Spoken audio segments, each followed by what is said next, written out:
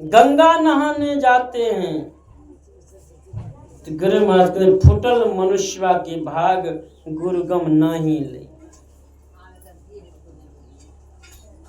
सास ससुर की सेवा करते नहीं है, अगरबत्ती जलाते हैं, घंटी बजाते हैं, गंगा नहाते हैं, तीर्थ स्नान करते हैं, तुलसी पूजते हैं, सरस्वती को पूजते हैं, नवरात्रि में उपासना करते हैं। फुटल मनुष्यवा के भाग गुरुगम नहीं ले। स्कंद पुराण में भगवान शिव मां पार्वती का संवाद है, जो सास को प्रसन्न नहीं कर पाती, ससुर को प्रसन्न नहीं कर पाती, ऐसे आदमी का तीर्थ व्रत सब व्यर्थ चला जाता है। सास ससुर की सेवा, माता पिता की सेवा, ये संसार का सबसे बड़ा तीर्थ, सबसे बड़ा सेवा।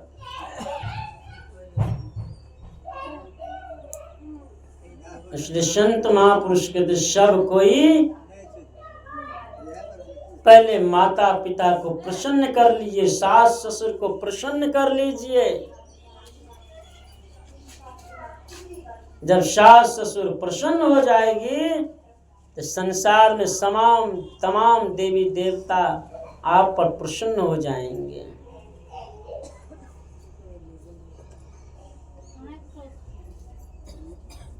जो सास की सेवा नहीं कर सकती, ससुर की सेवा नहीं कर सकती,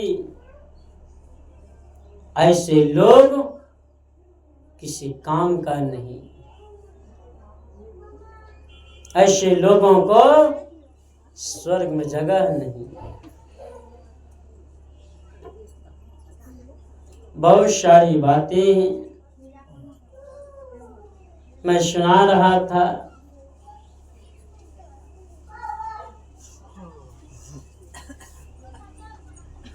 कि प्रकाश को फैलाना है, ज्ञान को फैलाना है। आप दीपक को, मोमबत्ती को जलाते हैं, फूंक मारकर बुझाते हैं, ये परंपरा ठीक नहीं है। भगवान श्री कृष्ण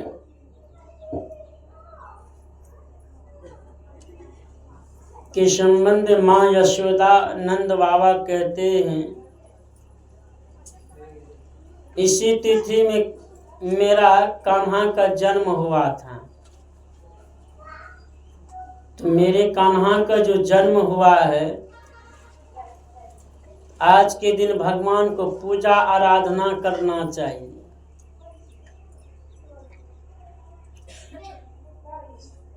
माँ यशोदा एक छोटी सी टोकरी में फल लेता है, प्रसाद लेता है, दीपक लेता है, यमुना जी के किनारे जाती है, घी के दीपक को जलाया,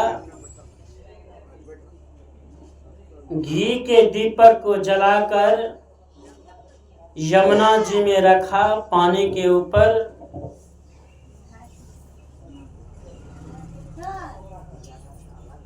कहा बेटा यमुना मैया का ध्यान करो। बच्चा बंदर एक समान जब भगवान श्री कृष्ण को बिठाया ध्यान करने के लिए, माँ यशोदा तो बैठी रही, लेकिन भगवान श्री कृष्ण तुरंत आंख को खोला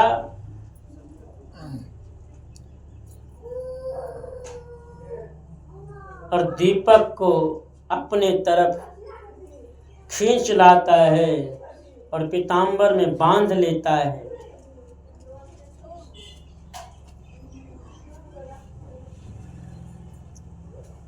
जब आंख खोली माँ यशोदा का, माँ यशोदा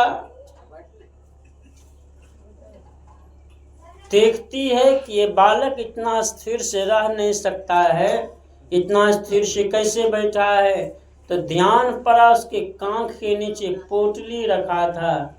कब पोटली कहाँ से आया कन्हैया? कहा माँ, दूसरों की पोटली नहीं देखनी चाहिए। कहा अच्छा बेटा, इतना बड़ा ज्ञान, दूसरे की पोटली नहीं देखनी चाहिए, लेकिन चोर का पोटली जरूर देखना चाहिए। जल्दी पोटली निकालो। पोटली छीन कर निकाला, खोला तो देखा दीपक बंधा हुआ है उसमें, पोटली में। माँ यशोदा बिगड़ती है, क्या रे कन्हैया, ये दीपक ज्ञान का, प्रकाश का प्रतीक है। यह दीपक जलता रहेगा, जिस तरह जलता है वैसे ही माँ मेरे बेटे का कीर्ति यश फैलती रहे, संसार में मेरे बेटे का इसी तरह नाम हो जन जन में। तो दीपक को बुझा दिया, तूने ठीक नहीं किया। दीपक क्यों बुझाया? तो भगवान श्री कृष्ण कहते हैं माँ, मैं लाचार और विवश हूँ, मैं संसार में वचन दे चुका हूँ, मैं बहते हुए को नहीं देख सकता हूँ। इसलिए हे माता, मैं लाचार और विवश हूँ, मैं बहते हुए को नहीं देख सकता।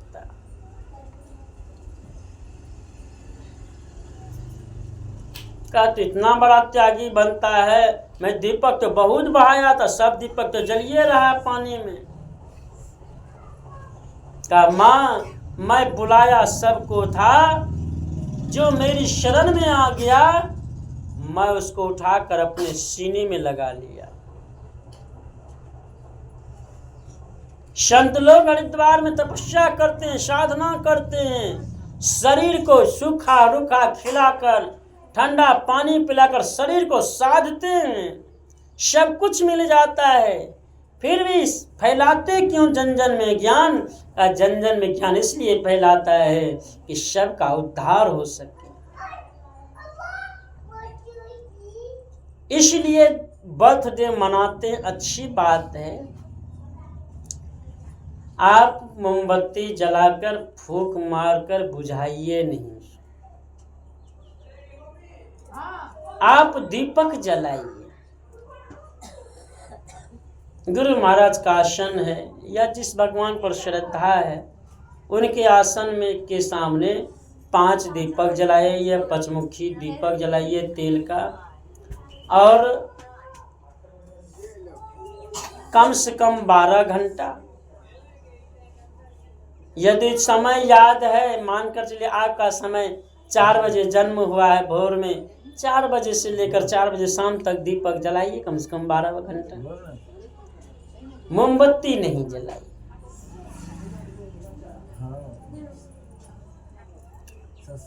जब आप पूजा पाठ जैसे सत्संग भंडारा होता है, अब आरती के समय आप दीपक को जलाइए, मोमबत्ती जलाकर बुझाइए नहीं।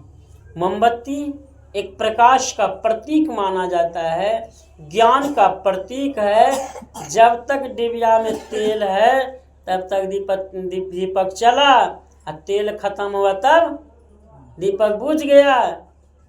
अरे उम्र होने के बाद जो होगा देखा जाएगा। अब ये भुताने का मतलब है अशुभ, यह संकेत ठीक नहीं। अब सीरियल देखेंगे रामायण महाभारत, मंदोदरी का यदि प्रसंग आप सबों ने देखा होगा, रावण से युद्ध चलता था, दीपक बुझ गया, दीपक बुझ गया तो मंदोदरी समझ गई मेरा पति संकट में। उस समय के माता बहन लोग दीपक से पता लगा लेती थी कि मेरा बेटा, मेरा पति, मेरा परिवार संकट में है। तो हम जानकर बुझाते हैं मोमबत्ती को, इसलिए बात शुभ संकेत नहीं है, अच्छा संकेत नहीं है। इसलिए सबको चाहिए कि परिवर्तन लाइए, बदलाव लाइए।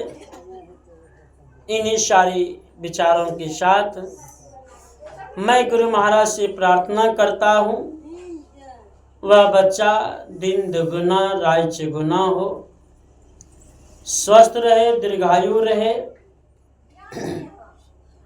सत्संग भजन करे, माता पिता की सेवा किए। लेकिन एक समस्या खड़ा है, तेरा ऊपर मेरा बारी। यदि दीपक बाबू सेवा किए हैं अपने पिताजी का, तो उनका भी सेवा उनका बेटा करेगा। नंदन बाबू अपने पिताजी की सेवा किए होंगे तो उनको भी सेवा करेगा। उनकी पुतहू उनकी सास की सेवा की होगी तो उनको भी सास सेवा पुतहू करेगा। तेरा ऊपर मेरा बारी। इसलिए संत महापुरुषों को चाहिए कि सब कोई आपस में प्रेम से मेल से रहिए। इन्हीं शुभकामनाओं के साथ बोलिए प्रेम से श्री सद्गुरु महाराज